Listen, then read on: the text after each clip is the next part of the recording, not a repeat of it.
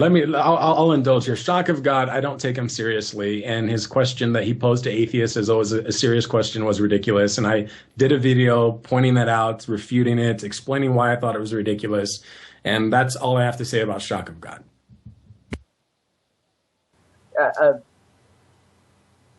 It's just, if this is going to be unproductive, then I'll leave.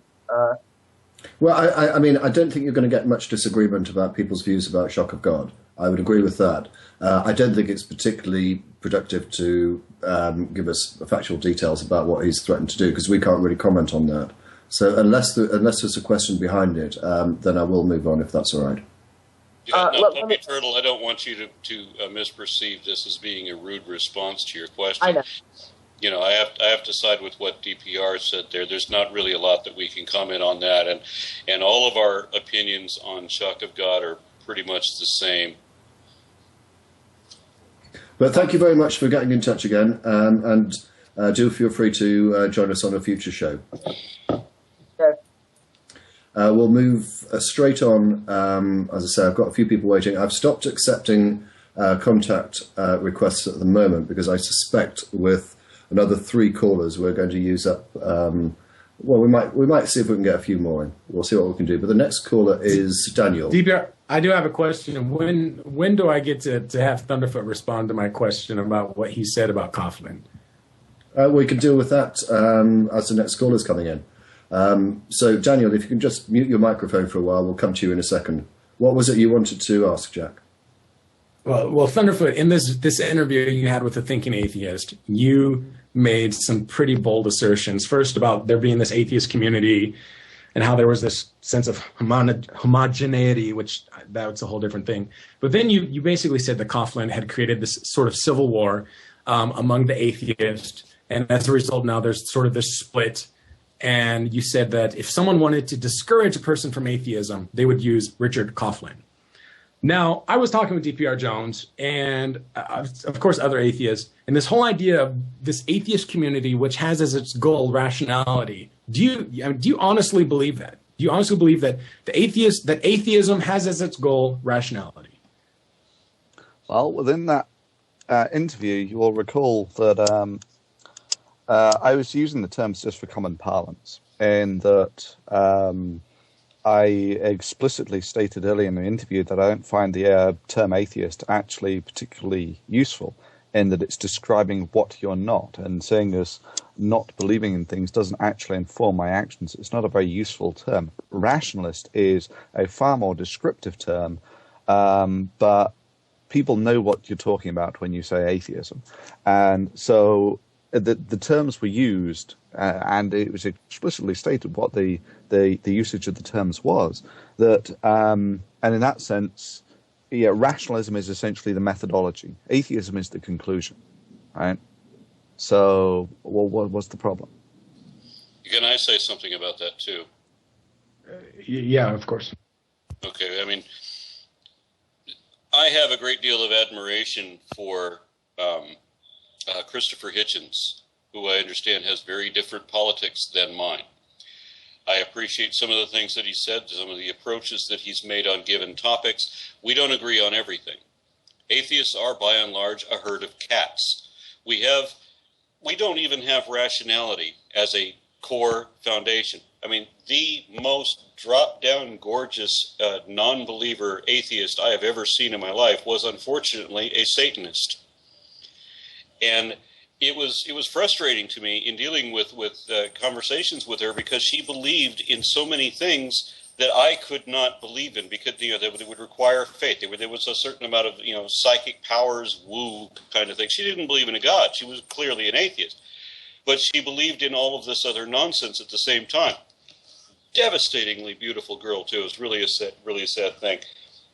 I have not agreed with Thunderfoot on everything that he has said. I haven't taken the same stance that he did on the nature of Islam. I certainly don't agree when he says, we've got them on the run. I've never agreed that we've had anybody on the run. But I can disagree with Thunderfoot without showing overt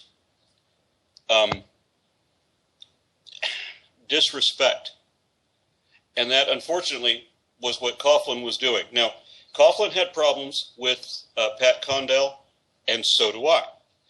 I acknowledge what Condell does that I respect and I admire, and I distance myself from when he doesn't. We don't have a unity in this group at all, and we're going to have deep disagreements on many different things, but we don't have to completely disrespect each other for that, and that's all I wanted to say about it. I have a great deal of respect for Thunderfoot for what he excels at, and I don't comment so much where he does not excel, and hopefully, thankfully, so far, people have not commented where I do not excel, and I'm appreciative of that.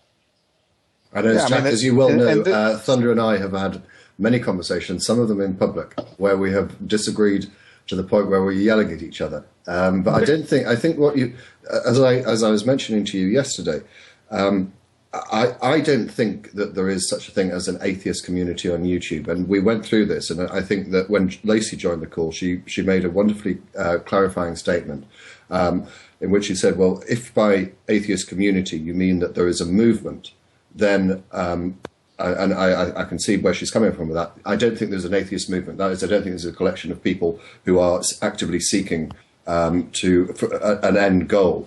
But there is a network of atheists that do associate with each other. I think those two are somewhat different. No, I see that. I see that completely as a distinction without a difference. There is an atheist community in the same way that there's a gay, lesbian community or culture or whatever. Well, there you go, Jack. You've just seen it in action. Thunder and I disagree publicly.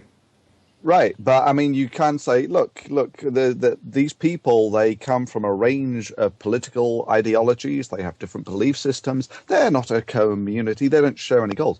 But that's not true. The thing that they actually all agree on or the thing that actually defines them as a community is they strongly promote that homosexuals should have equal rights or for tolerance and so on, right? And that is the context in which I would use something like there is an atheist community. And it's almost observed to be true that there is actually a group of people who is promoting rationality. And like I said, I mean, rationality, for the large part, is what I would promote. That's the positive belief, right? Atheism is essentially the conclusion, but it's not actually that descriptive a label. Okay, we've got the next caller who's been waiting. Can I just I'm going to move on to the next caller because we've got 3 to fit in. I will let you come back in due course, but let's deal with the next caller. Daniel, are you with us? Apparently not. No? Well, Jack. Come back, Jack. Come back then at that point then, Jack, and we'll see if we can get Daniel in due course. Thunderfoot. Oh wait, no, I'm here. No, you're not there. All right, Daniel, just give Jack a few moments, and then we'll come back to you, Daniel.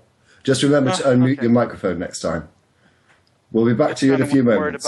I could just light it up so you can't hear me. Sounded like he got off the treadmill. It's like, no, I'm here. Thunderfoot, do you believe that I can use rationality in a way that you and I can pursue similar values and goals? Did that question make any sense?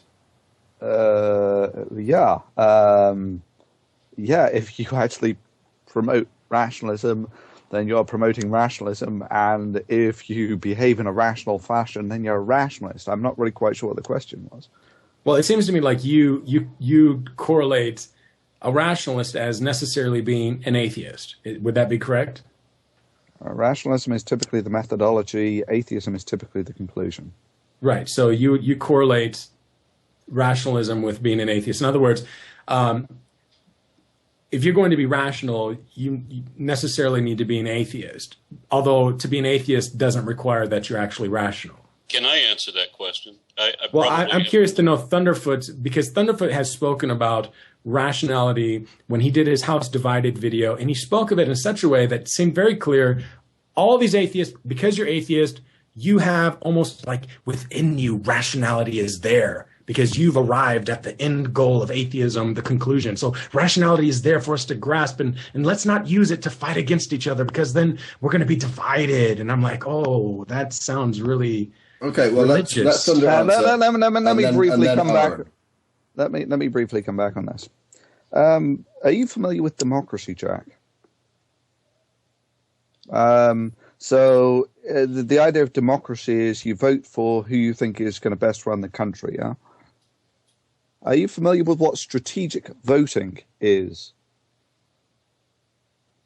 Right. So with strategic voting, you don't actually do what pure democracy says. You don't just vote for whoever you want. You vote for whoever will most promote what you actually want to get achieved.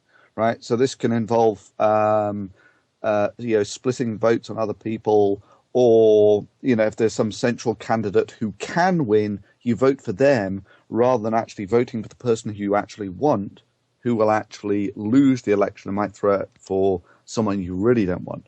So there are these elements of strategic voting. So strategic voting is a better strategy than just voting for who you want, right? So this is, if you like, the most effective way of doing things. And this is what the actual point of not dividing a house against itself is. There are people who produce media on YouTube, right? They have a limited time to do that, right? And so they have a choice of how do they dispose of their time. That's, if you like, their vote. Now, if they actually spend that time haggling over pointless pedantry with whoever they want to, that might be great for free thought, but it's for them as individuals, but it's not good for actually promoting rationality on YouTube. Do you understand that? Well, I understand that your analogy to the political system is very fascinating, and I wonder regarding, I don't have it played out entirely in my mind, but there seems to be a certain degree of circularity. That is, you admit that atheism is merely the conclusion of rationality. And it seems as though it's almost as though you have some idea of rationality having some telos, that you think rationality actually has as its end goal the conclusion of atheism, as opposed to, and the fact is, of course, there are plenty of atheists on YouTube, I'm curious to know, that are not very rational, right? I mean, Aaron Ra himself brought up an atheist that he didn't really consider to be terribly rational. So it seems odd that in one sense you want to say, well, we can't define ourselves by what we aren't. But then on the other side, you will use this word rationality as a means of being a rallying cry to those people who define themselves by what they aren't. I mean, it just seems a bit unusual. Okay, I'm going to ask Aaron to comment because he wants to say something, and then we're going to move on to the next caller. I'm sorry, we can't keep on going over this point. Aaron, and then we'll go to the caller. My understanding of rationality was rather like my understanding of skepticism, and I'm surprised that when you look up either of these words, like on Wikipedia or some source like that, you will